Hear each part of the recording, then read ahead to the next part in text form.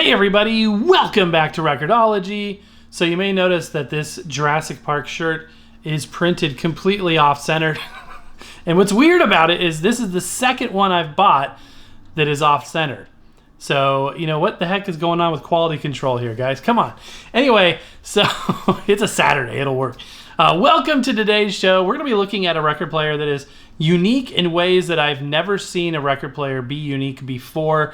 It is a piano record player. Now, is this just novelty fluff, or is this a device that can actually be used and enjoyed?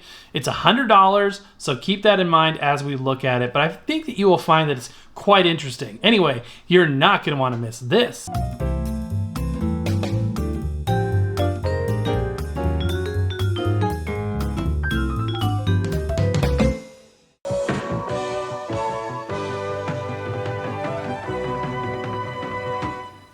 This is a record player that not only looks like a piano, but apparently the piano keys are real.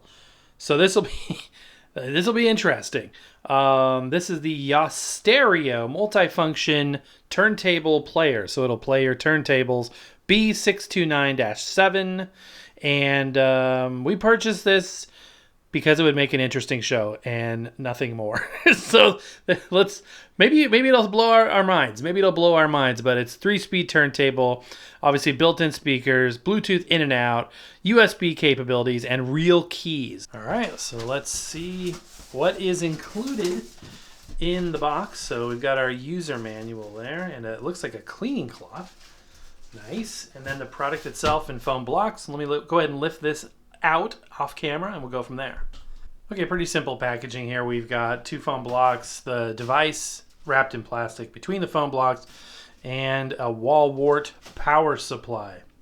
So let's go ahead and finish unpackaging it. Just putting my hand here, I can feel those keys are indeed real, or at least they move like real ones. Wow, this thing is heavy. Like, I thought this would be like lightweight, because obviously this is novelty, right? This is like the epitome of novelty, but at the same time, it's hefty. It's got a heft to it. Yeah, so basically, I did exactly what I always say not to do, and that is disregard the accessories in the foam packaging, because they were all there. One had rolled behind the desk. That's how come I didn't see it initially. So it looks like the varnish on this is incredible. I mean, these are highly varnished. This too. And this whole thing is quite heavy. So I'm pretty surprised. Rubber feet, and then these will screw into the bottom. So let's go ahead and I guess just lift this up on its side. I feel like this is the safest angle. Okay, so we've got it up on its side now. Also, this gives us a chance to see the speakers. So while we're here, looks like 2 speakers, 2 bass ports, and then this panel right here for accessing, making repairs, adjustments, etc., etc. But I'm going to screw in these feet, and that will complete the piano look. And it looks like it's to scale, you know, with the overall design.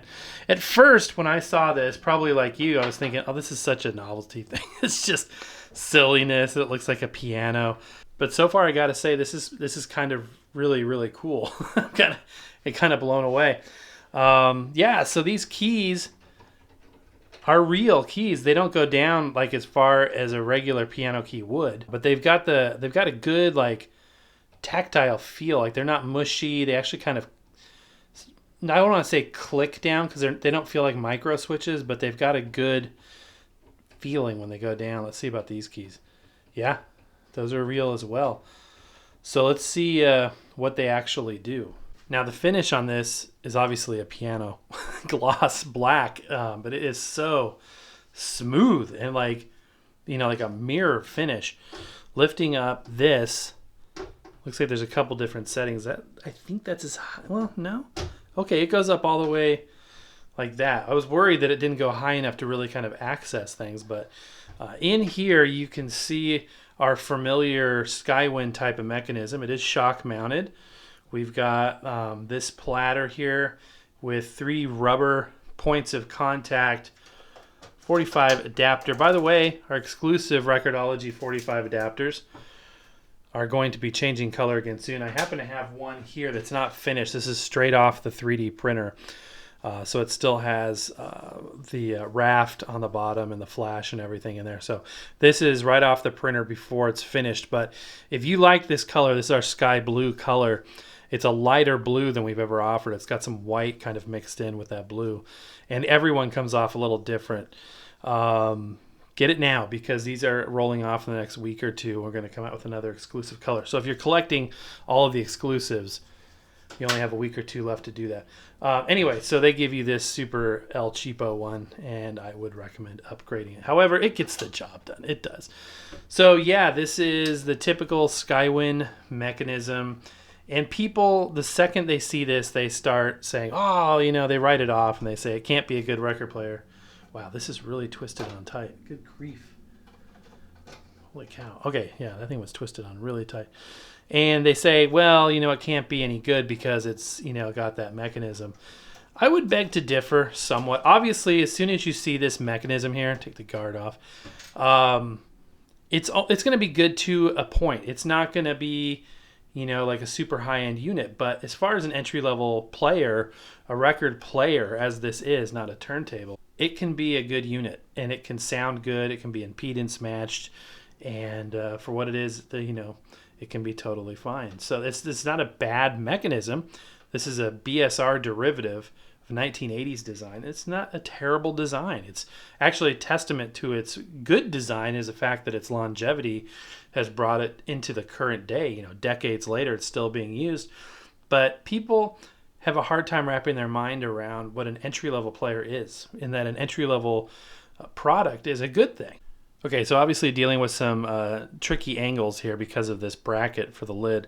But we do have a lift, and the descend is nice and gentle. And there's a lift shelf here. This is a plastic rimmed lift shelf. I always like to throw this in. People ask this all the time. We've done videos on it. But if your record player is skipping, make sure this lift shelf is pushed down out of the way. If it hangs up on there, it can cause the record player to skip. And sometimes gravity alone isn't enough to make that kind of descend all the way. So after you lower this, gently push down on that. Make sure that the tone arm isn't hung up on it whatsoever. We've got the typical counterbalance here. And, you know, it's got a little bit of play, but they always do. Not a terrible thing whatsoever. We have the auto stop on and off switch. So this unit will automatically stop playing when it gets to the end of the record. And we've got the 3-speed selector switch. Now, hiding right behind this lower right-hand edge is a knob. And that's got good drag on it. That actually is, that feels really good. And then we've got these little buttons. These are micro switches to switch the mode. And it's got transport controls as well, because somewhere in here is a USB slot. I haven't found it yet. I'm guessing it's on the back. But, you know, you can play back MP3s. I wasn't sure if you could record. It doesn't look like it's got record capabilities, but you can definitely play back files from your USB drive. And here we are, the back panel. Sure enough, looks like all the action happens back here. We've got the receptacle for the 5-volt power supply, RCA output jacks that are flush with the panel, the USB slot, as well as an aux in point. Our procurement expert, Mrs. Record-ology, selected this device. And at first I was like, what is this? You know, this looks silly. What is this? But the more I play with this, it's fun. This is really cool. And don't be afraid of having fun with a device, because people get so serious. Oh, it's not like my Technics. I'll keep my Technics, but thanks. You know, stuff like that. It's just like, have fun. You know what I mean? Just have fun. Good grief. Okay, I've powered it on, or I've plugged it in. I'm going to turn it on by turning the volume knob. And we'll see if it comes to life. We've got a green LED. And I have to admit, I'm curious about these keys. This is awesome. Very loud, so I'm turning the volume down.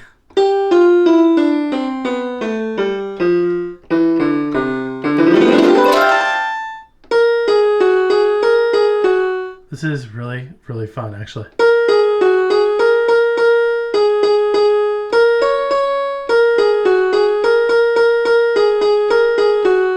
That's fun. I mean, I bet your record player can't do that. Okay, let's check the tracking force now. And placing our stylus on there. Yeah, right about 5 grams, which is perfect for this cartridge. 5 to 6 is typical for this Chuo Denshi clone stereo ceramic cartridge. So as you can see, this has a metal cantilever And I think this is a diamond tip. Usually they spec things like this out with the ruby or sapphire tip, but this one looks to have the authentic diamond tip, so it'll be more durable. Also a look at how big a 12-inch disc looks under here. It fits, and I don't know if you close the lid because this is sticking up higher than this when it's in the lift position. So I think you need to keep the lid open. Maybe when the needle drops, you can lower it. We'll try that. I'm a little nervous that it's going to slam it down into the record, but we'll test that out. But first, a speed test. So this is a strobe warning. For 33 RPM, we'll be looking here, for 45 here, and for 78 there.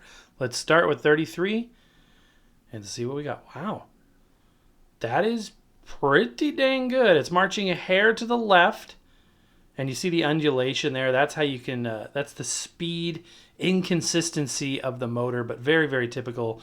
Now it's marching a little to the right. That's calibrated about as dead accurate as you can, and over time that'll settle in and stabilize. Yeah, that is not bad at all. All right, let's go to 45. And also very good. A hair slow. It's marching a little bit to the right, but again, given some time, that'll probably settle in just fine. Then finally, we go up to 78. Very, very, very, very close. And I think it's safe to say that they definitely took the time to calibrate this before sending it out. So I'm really impressed, you guys. I love it when a product does better than expected. That's always a good thing. Okay, so we've tested the tracking force. We've tested the speed consistency. We've looked at the features. Now, well, we have a couple more features to look at, but I want to play a record on this thing. Okay, we're going to be using Vinyl Moon number 95 for the test today. And again, just listening ambiently, this is a record player, not a turntable, so I prefer to do ambient tests for sound on these versus direct feed. Let's go ahead and lower our stylus and give it a listen and see how this piano record player performs.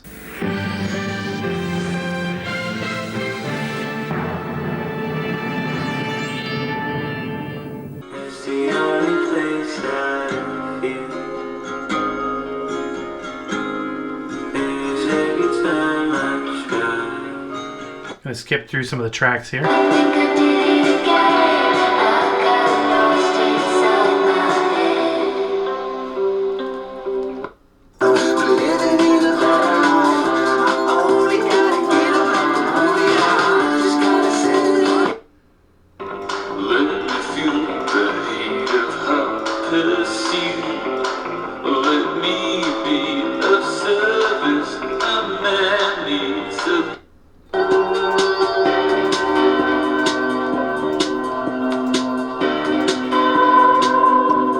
Okay. And you can close the lid once the stylus has dropped. I don't know if that's a good idea or not, but you can do it. You can also play the keys while the record is playing. If you wanted to do that, you can do it. Okay, my assessment of the sound quality is that it's adequate. It wasn't super good. There's not a lot of bass. It is properly impedance matched, so it's not going to be overly tinny or shrill. But and I think it's more about the speakers and perhaps the amplification than anything. It sounds adequate. It is what it is. It's not like this super.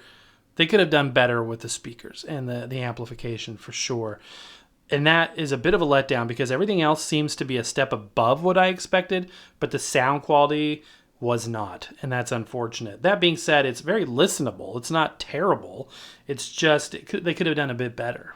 Now, as we talked about earlier, there's some controls down here, and I want to go through the different modes here to show you what they do. So that'll be Bluetooth. I love the chimes. That's very cool. Pressing it again, we get a yellow and then red light, which is for the USB. Pressing it again, we get the green light, and that is for the turntable, the record player. Looking in the manual, it's nice to see that they've got the keys laid out on here, which tells me, and look at this, big drum, small drum cymbals. Oh, nice. I did not know it had that. That's cool. Very, very cool. So yeah, it kind of tells me that their intent is that it actually gets used, not just like this, oh, cool, it can play notes, kind of a thing. Yeah, that's great. That's good to know. So I was pretty flabbergasted to read in the manual that it does record USB. So the burning thought in my mind is, does it record the piano keys as well? Recording from the record, yeah, you can do that. And we'll do that. We'll definitely test that out. But if you can record the piano operation, that would be cool. So I'm going to put in my little thumb drive here to the back, and then I'm going to switch the inputs and we'll test it out. So it says in order to record, I need to switch to vinyl mode, which is the red light. Love the chimes. Very, very cool. Okay, let's test out the recording to USB capability, but I'm going to try play this as well and see if it can record the keys in addition to the music on the record. So what we need to do is flip it to phonograph mode, which it is. Press and hold the mode switch, and then you can see this other LED that shows up and blinks, and now we're recording. So we can put the stylus on. And then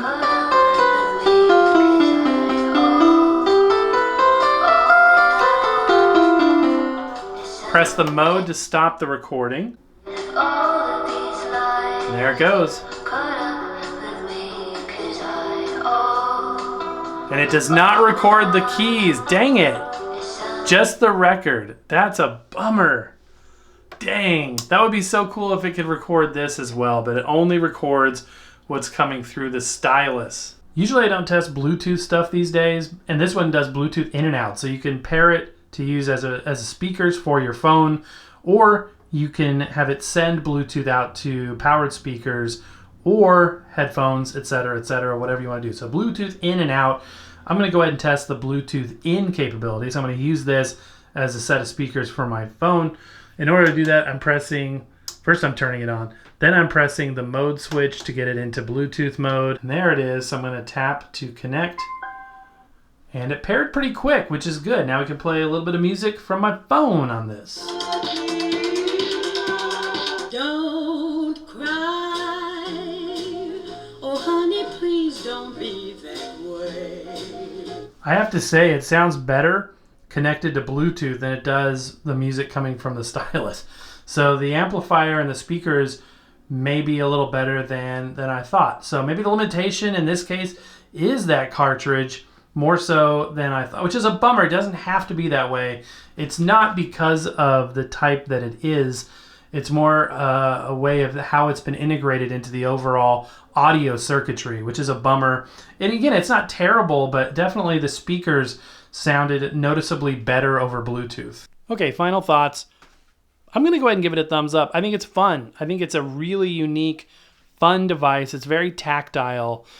It's just fun. It's one of the most fun record players that I've actually seen come through. So for that, I'm giving it a thumbs up. It's $100 on Amazon. The reviews are pretty dang good. 4.5 out of 5 stars.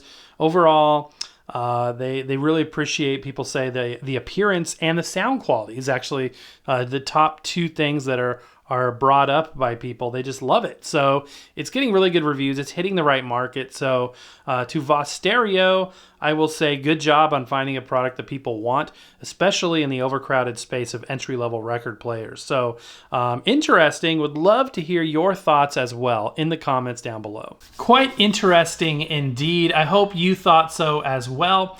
I wanted to give you a big thank you for all of your support, for being there, and for all of your encouraging words to each other and to me throughout the years as we discover all these interesting devices, test them out, all that kind of stuff. We've got so much fun planned in the year ahead. I cannot wait to share with you. We're going places, we're doing things, we're looking at cool things and discovering it all together.